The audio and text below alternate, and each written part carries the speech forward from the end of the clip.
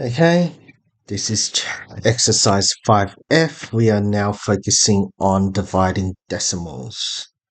So let's go do this inner activity, which is based on exercise 5E. So just set it up. So 32 times 5, this ends up being 160. And then because there was only one DP, you just drag it back here. And your final answer is 16.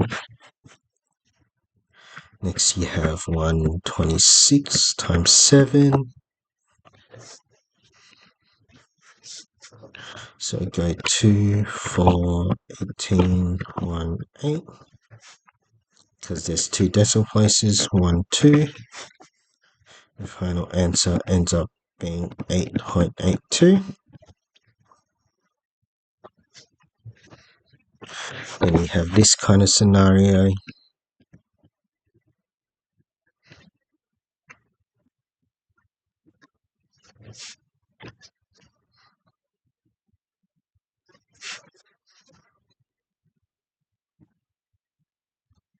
Now, because there are 3 zeros at the end, you move it 3 times. And the 0. Final answer ends up being 135, 13,560. Estimate before calculating. So we estimate it to be 3 times 4, which is 12. Now you're going to figure it out properly.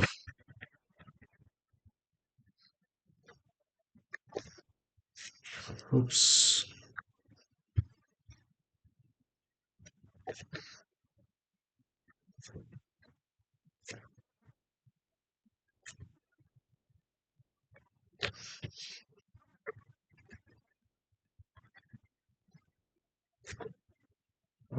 Backwards like that. Yeah, reasonably close. Let's double check. Yeah, we're pretty close to 12. Alright, the goal is we're going to learn how to divide decimal numbers. Hopefully by the end of this video you can divide decimals by whole numbers and divide decimals by other decimals.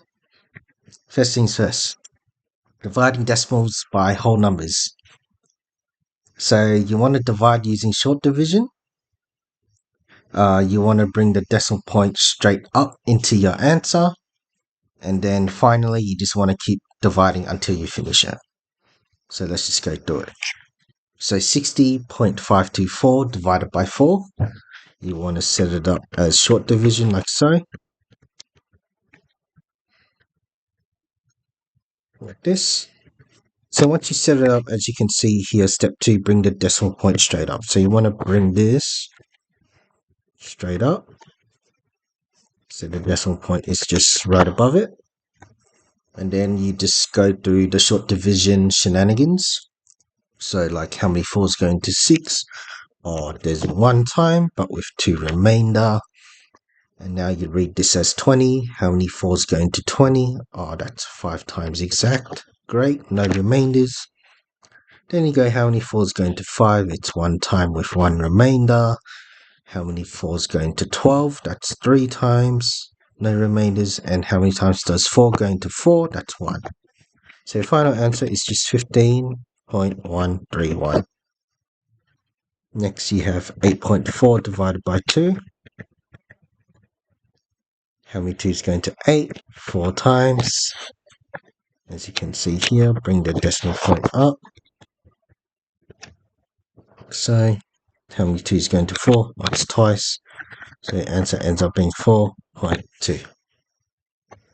Now, I'll give you some time to practice this one.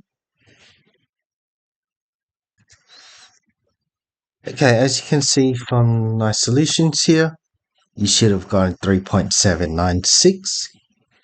Now, in the second activity question, you'll notice that in blue here, this is an extra 0 that I added because I haven't finished the full division yet.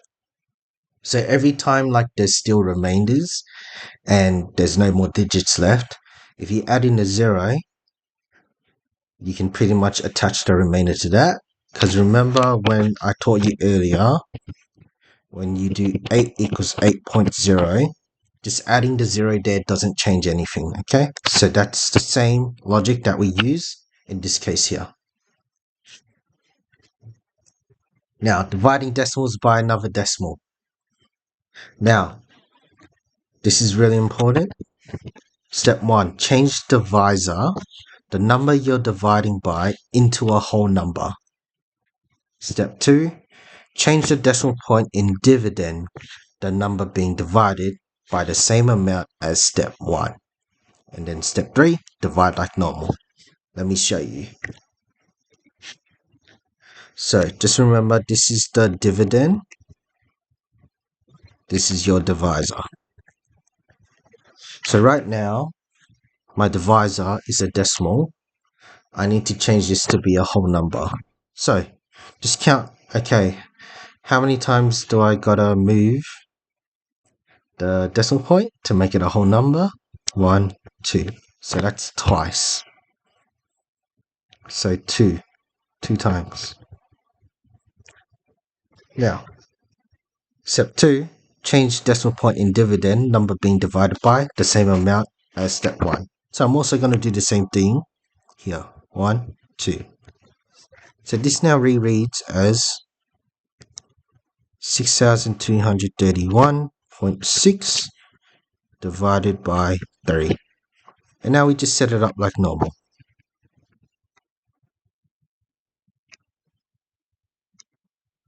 And then you just go through the same old thing. How many 3's going to 6? Oh, it's twice. How many 3's going to 2? 0 times. And then the 2 attaches to the 3. So this number now reads as 23. How many 3's going to 23? Oh, that's 7 times with a 2 remainder.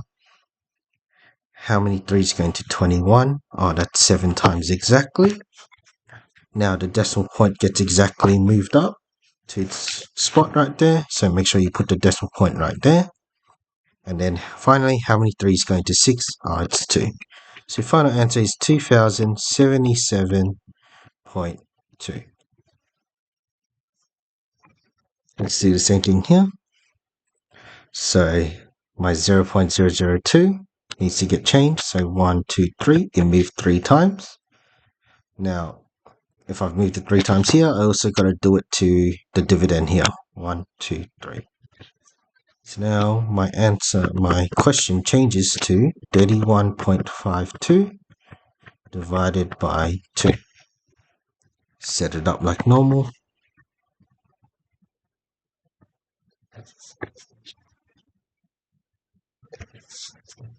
Put the decimal point there.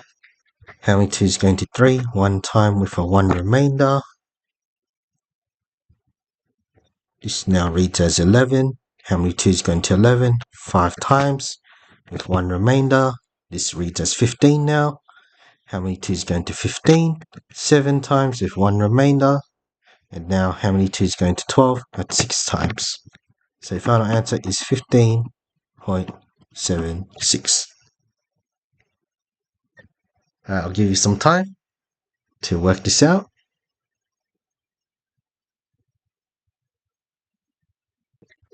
Alright, so these are my solutions here. So you got 1179.7 and 83.8. Now what you'll notice here, which is pretty silly, is you'll notice how I put a 0 there. But if you put a 0 in front of a number, it doesn't really change its value. So it's still 83 in the end. If it was a different digit like a 1 or a 2, it would read as 183 or 283 instead. But because it's 0, you can pretty much just ignore it and just call it 83. Alright, finally, dividing by multiples of 10.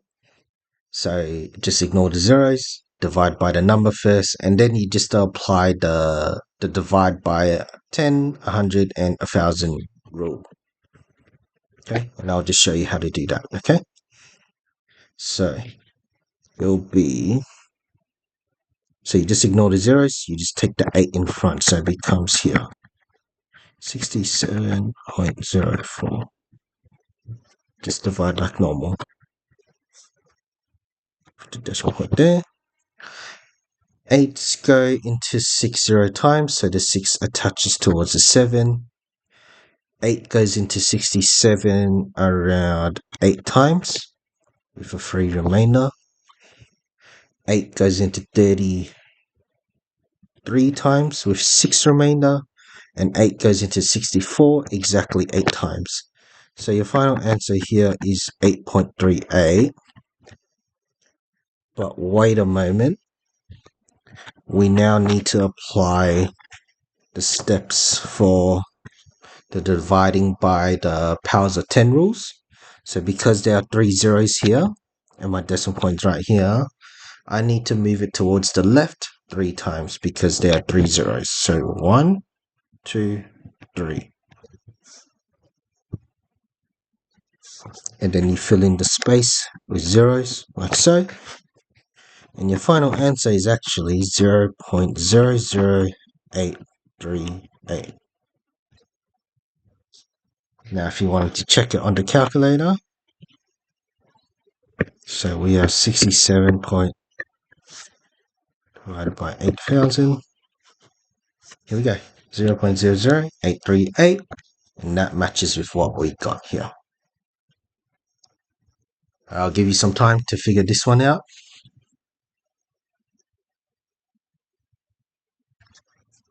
Alright, so this is the solution here. I ended up getting 0.0214. We can just double check on the calculator.